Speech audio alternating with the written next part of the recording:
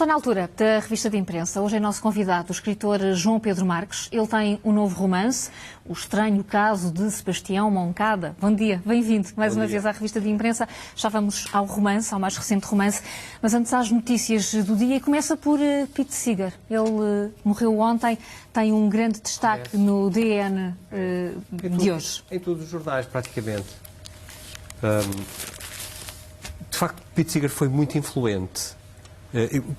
Passou por quase todo o século XX, não é? Morreu com 94 anos, portanto, exatamente. Acompanhou-nos muito tempo. E para mim, a morte do Pete Seeger representa a morte de uma ideia, a morte de uma ideia ingênua de que, através das canções, era possível mudar a mentalidade das pessoas. E eu acho que mudou um bocadinho, mas pouco, não o suficiente. Não foi suficiente, a cantiga não é uma arma. Não é essa arma que é capaz de mudar o mundo. Quer dizer, eu apanhei o Pete Seeger, não é, na minha adolescência, e sobretudo, menos o Pete Seeger e mais aqueles que cantavam as músicas do Pete Seeger, não é? Os seus seguidores, Sim. de alguma forma, de vários, o Tom Paxton, o Bob Dylan e por aí fora. Eu estava convencido, quando era adolescente, que a minha geração estava convencida que através da música era possível mudar o mundo. Aliás, há uma música de 71 ou 72 do Graham Nash, exatamente assim, We can change the world. Nós podemos mudar o mundo. E, na verdade, não foi isso que aconteceu, foi mais o mundo que nos mudou a nós. Foi isso. E acha que o Pete Seeger morre assim, derrotado e desencantado com o mundo que ele tentou mudar? Não, isso eu não sei, mas eu não morreria desencantado com o mundo. Quer dizer, não morreria desencantado com o facto dos meus sonhos não se terem realizado na íntegra. Porque, de facto, foi um músico extremamente importante, influente, e nós deixamos sempre o nosso rastro na história e mudamos sempre qualquer coisa.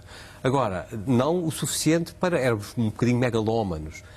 Houve coisas muito importantes na mensagem do Pete Seeger, sobretudo as coisas que tinham a ver com os direitos civis, com as músicas pacifistas, o combate à guerra, a ideia da importância da ecologia, que é qualquer coisa que começa a surgir com ele e com o Tom Paxton, a ideia de que o mundo pode acabar de uma convulsão qualquer, uma guerra atómica, e que isso é criminoso. Toda essa consciência vem muito com esta ideia de que é preciso cantar e, sobretudo, é importante não tanto o suporte musical, mas aquilo que se diz, aquilo que se transmite às pessoas, a mensagem, a canção de intervenção. Esta gente, quando o Bob Dylan começou a tocar música elétrica, guitarra elétrica, em 66, se eu não me engano, quase que o insultaram, porque com o barulho da guitarra elétrica não se ouvia a mensagem, não se ouviam as palavras. Isso não deixa de ser interessante. E é interessante nestes tempos em que chega ao fim este ciclo de Pete Seeger, tenhamos na figura da Rolling Stone, não Bob Dylan, como estava aqui a citar, mas Francisco, o Papa. É uma notícia muito pequenina. Vem no jornal e vem também em todos os jornais com pequenas notas. Com pequenas notas, quase todas da mesma dimensão. Porquê é que eu escolhi esta notícia? Achei engraçado isto, não é? A cara do Papa aparecer numa revista de rock and roll, talvez a mais importante. Mas também pela ideia de mudança. Pela ideia de mudança. Porque, para mim, este Papa Francisco é um homem extraordinário. Extraordinário, invulgar. E que veio dizer uma quantidade de coisas importantes. Veio obrigar as pessoas a pensarem em coisas que eram aceitas dogmaticamente.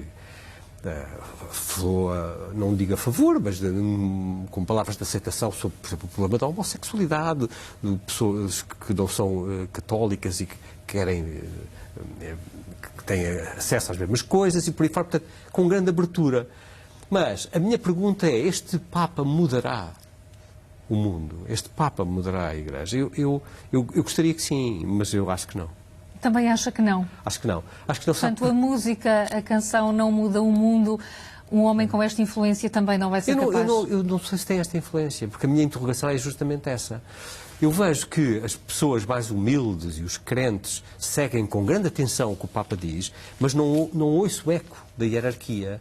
Eu não vejo eu não ouço os bispos a reproduzirem estas mensagens do Papa. Isso para mim é muito mau sinal. E se calhar o facto de ele estar numa revista destas também já quase que o banaliza, quase que o torna uma imagem. Eu acho que o torna muito popular, muito próximo das pessoas, e isso é muito quase bom. Pop. Sim, mas é um pouco como São Francisco de Assis. Muito próximo dos humildes, dos que sofrem, dos que têm problemas, mas a alta hierarquia da Igreja, os cardeais, os bispos, estão calados. O que é que essa gente pensa? Por que é que essa gente não vem ajudar? Eu acho que não querem ajudar.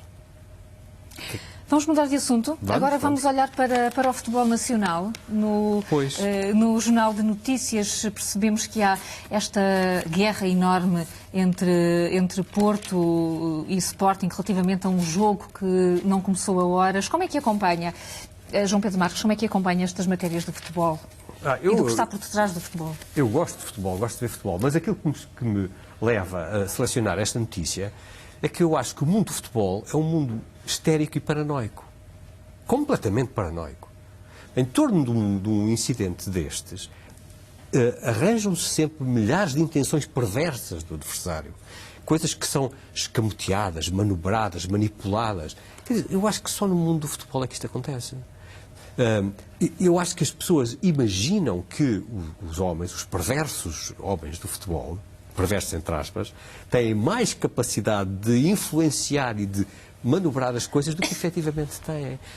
Este é um jogo que começa atrasado. Quer dizer, do ponto de vista de uma pessoa que olha para isto com lógica, isto não faz sentido nenhum. Porque o facto do jogo começar atrasado não garante que vá acabar atrasado. Não é? Depende dos tempos de compensação, do intervalo e por aí fora. Portanto, isto tudo decorre de ter havido um golo no último minuto. Não é? Esse golo mudou os dados dos problemas. Quem se julgava apurado deixou de o estar. E a partir daqui surgiu uma gritaria sem fim. Eu acho que isto só acontece no futebol. Acho um mundo disparatado, de paixões irracionais. É um mundo à parte. À parte. O que também parece ser um mundo à parte, é isso que se vai descobrindo agora, tem a ver com as praxes, da forma como elas são praticadas hoje em dia nas universidades. Muito se tem discutido e escrito sobre isso. Também quer participar nesta discussão. Deve ou não haver algum controle sobre a forma como os calouros, e aparentemente não só os calouros, são recebidos nestas instituições? Eu sou frontalmente contra as praxes. Frontalmente. Aquilo que me chamou a atenção, e toda a gente hoje em dia se pronuncia sobre isso porque estão associadas a uma tragédia, não é? Bem ou mal, estão associadas a uma tragédia. Toda a gente se pronuncia sobre isso. Aquilo que me chamou a atenção nesta notícia do I, que tem em realce há boas e más pessoas a praxar, como há bons e maus professores ou médicos, é justamente que eu acho que há aqui um engano radical na forma como algumas pessoas olham para isto. Há aqui uma confusão. Bons e maus professores, bons e maus médicos, não tem nada a ver com praxes, porque professores e médicos e a atividade que eles desenvolvem, são coisas fundamentais para a vida das pessoas e para a vida das sociedades. A praxe não é. A praxe não serve para integrar, para socializar, não tem nada essa ideia? Não tem isso. Eu passei por duas universidades e tenho 64 anos. Mas nas universidades nunca ninguém me praxou. Não havia praxe no meu tempo. Eu integrei-me. E fez amigos. E fiz amigos, como é óbvio. As pessoas eu só fui praxado quando andava no liceu de calções. Não é? Porque eu acho que as praxes são coisas infantilizantes. E fui praxado quando estava na tropa, não é? No hospital militar, numa situação especial. Agora, eu acho que isto é... Há pessoas que pensam que as praxes são uma coisa imprescindível. Não são. Não fazem parte... E que são uma tradição. A maior parte das tradições, ou muitas tradições, são completamente imbecis. O carnaval, no século XIX, era feito de batalhas campais, pessoas que eram espancadas, casas que eram arrombadas, porque era tradição. É necessário acabar com algumas dessas tradições que são violentas e não têm qualquer função. A discussão, pelo menos, está mesmo em cima da mesa. João Pedro Marques, tem um novo romance, O Estranho Caso de Sebastião Moncada, e neste caso há aqui uma viagem até às guerras liberais. É esse o cenário?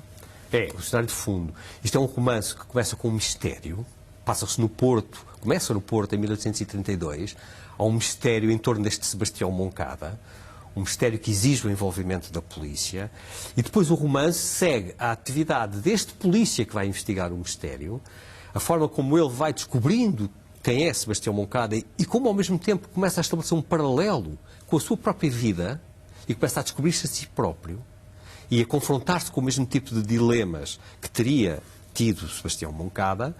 Mas tudo isto é complicado pelo facto de, entretanto, chegar o exército de Dom Pedro IV, desembarcar um pouco a norte do Porto, no Mindelo, ocupar a cidade do Porto e, portanto, isto vai decorrer em guerra.